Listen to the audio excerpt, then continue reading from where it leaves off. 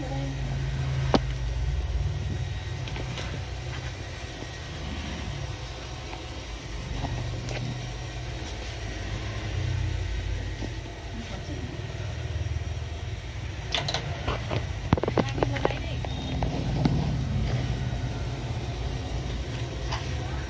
Mấy giây là được, mấy giây là được.